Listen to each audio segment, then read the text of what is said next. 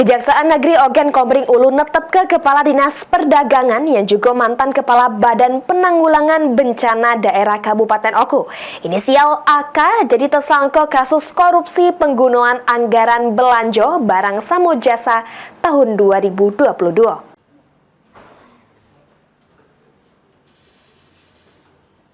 AK ditetapkan bersama mantan bendahara BPBD Kabupaten Oku.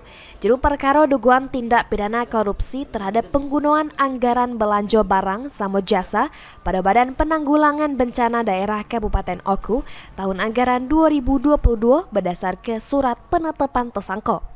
Sebelum ditetapkan tersangka, AK yang make batik corak motif warna serta sikok tersangka lagi make kemeja warna abang marun dilakukan pemeriksaan di salah sikok ruangan kantor Kejaksaan Negeri Oku.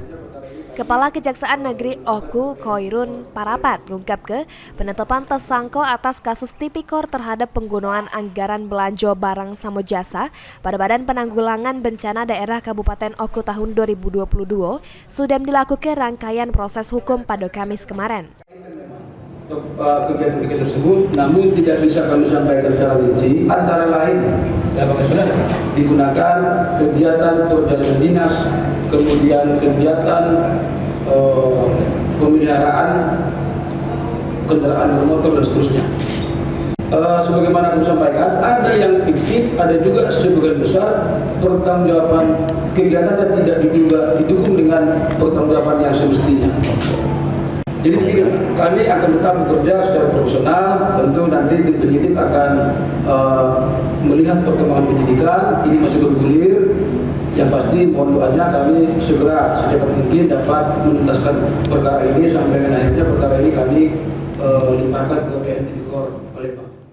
Juru kasus ini negara mengalami kerugian 400 juta lebih berdasarkan audit BPKP, di mana kedua tersangka diduga nyeleweng ke penggunaan anggaran baik yang dilakukan secara fiktif maupun kegiatan yang tidak dilengkapi atau didukung dengan laporan pertanggungjawaban.